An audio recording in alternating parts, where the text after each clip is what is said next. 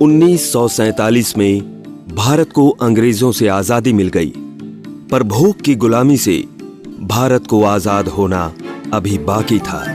खाद्यान्न का उत्पादन कम होने से भारत को गेहूं अमेरिका से आयात करना पड़ता था। भारतीय जमीन की उत्पादक क्षमता कम थी। कृषि में नई तकनीकों का अभाव था। इन तमाम कारणों के फलस्वरूप भारत का कुल खाद्यान्न उत्पादन मात्र 51 मिलियन टन था।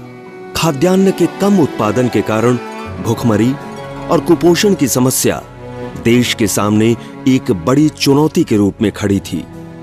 फिर 1960 में भारतीय कृषि में नई क्रांति की शुरुआत हुई, जिसे हम हरित क्रांति के नाम से जानते हैं।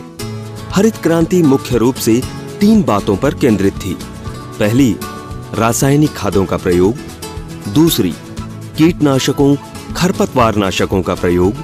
और तीसरी, संकरित बीजों का प्रयोग। हरित क्रांति के फलस्वरूप भारत का खाद्यान्न उत्पादन बढ़कर 4 गुना से ज्यादा हो गया और भारत खाद्यान्न उत्पादन में आत्मनिर्भर हो गया। संपूर्ण भारत में खुशियों की लहर छा गई। पर बीते हुए 60 सालों में भारतीय किसानों की सिर्फ रासायनिक खादों पर निर्भरता ने कुछ नई समस्याएं भी खड़ी कर दी हैं।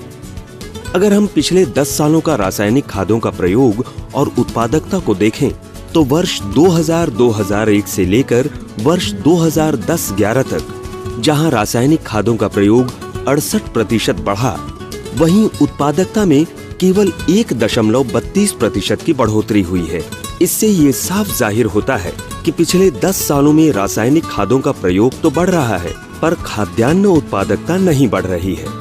रासायनिक खादों के अंधाधुंध प्रयोग तथा जैविक खाद और फार्म यार्ड खाद के इस्तेमाल में कमी के कारण जैविक कार्बन व ह्यूमस की मिट्टी में गिरावट आई है। खेती संबंधित अन्य उत्पादों के ज्यादा से ज्यादा इस्तेमाल के बावजूद फसल की उत्पादकता नहीं बढ़ रही है।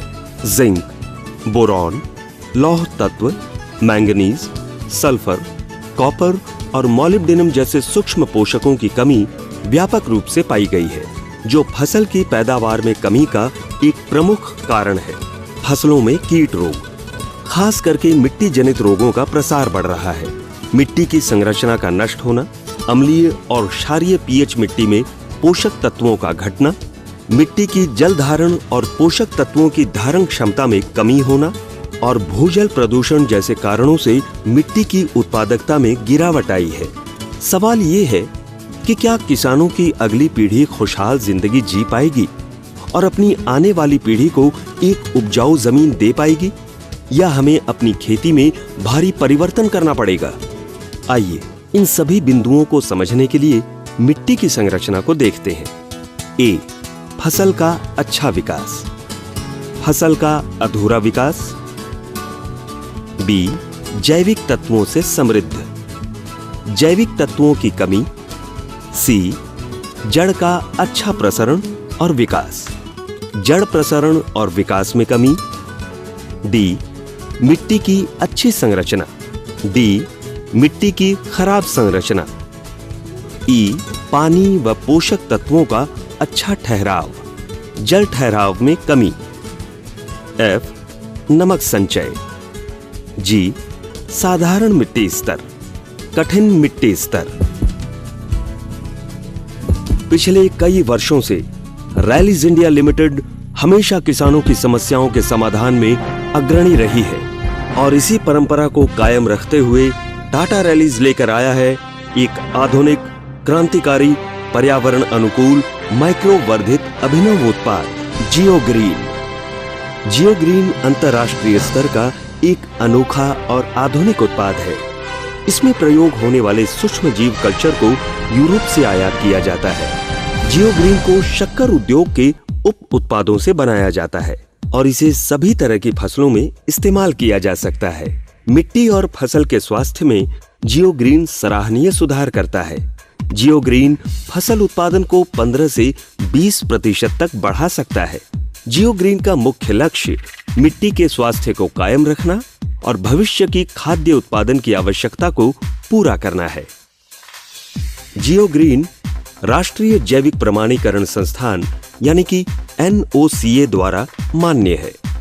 जियोग्रीन एक स्थिर और परिपक्व उत्पाद है जो अंतरराष्ट्रीय तकनीक के आधार पर निर्मित है, जिसको 3-4 महीने की अवधि के अंदर विघटित किया जाता है। जियोग्रीन में 70-75 विभिन्न लाभकारी सूक्ष्म जीव पाए जाते हैं।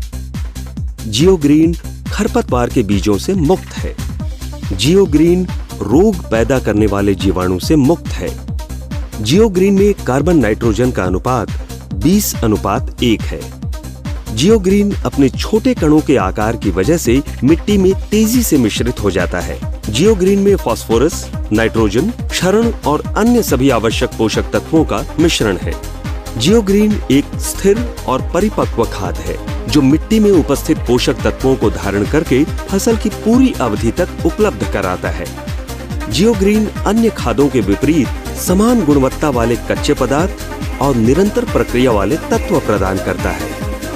आइए अब देखते हैं जियोग्रीन से मिलने वाले फायदे। जियोग्रीन फसल की पैदावार बढ़ाता है।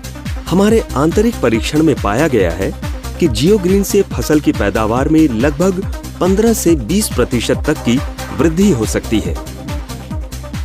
मिट्टी का पीएच यानी कि अम्लीय या क्षारीय संतुलन बनाए रखता है और मिट्टी की संरचना सुधारता है। मिट्टी के अपरदन को रोककर जियोग्रीन मिट्टी में उपस्थित पोषक तत्वों को बरकरार रखता है। जियोग्रीन मिट्टी में नाइट्रोजन, फास्फोरस, कार्बन और ह्यूमस का एक अच्छा स्रोत है और मिट्टी में उपस्थित पोषक तत्वों को पौधों की जड़ों को आसानी से उपलब्ध कराता है। जियोग्रीन मिट्टी की जल धारण क्षमता बढ़ाता है और जल हानि को घटाता है। फलस्वरूप सूखे जैसी परिस्थितियों में भी फसल का विकास जारी रहता है। जियोग्रीन का प्रयोग वातावरणीय कार्बन डाइऑक्साइड को घटाने में मदद करता है, जो जलवायु परिवर्तन में लाभदायक है। साल दर साल जियोग्रीन का इस्तेमाल करने से मिट्टी में जैविक कार्बन की मात्रा बढ़ जाती है, जिसके फलस्वरूप रासायनिक खादों पर निर्भरता कम होती है। जियोग्रीन मिट्टी में उपस्थित लाभदायक सूक्ष्म जीवों की संख्या को बढ़ाता है। जियोग्रीन की मात्रा।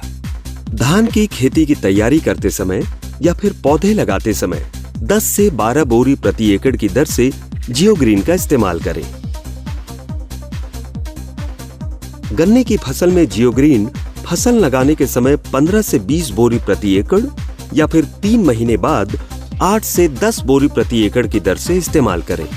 अंगूर की फसल में जियोग्रीन का प्रयोग अप्रैल के महीने में छटाई के समय 15 से 20 बोरी प्रति एकड़ या अक्टूबर के महीने में छटाई के समय 10 से 12 बोरी प्रति एकड़ या 70 दिन बाद 5 से 8 बोरी प्रति एकड़ की दर से करें।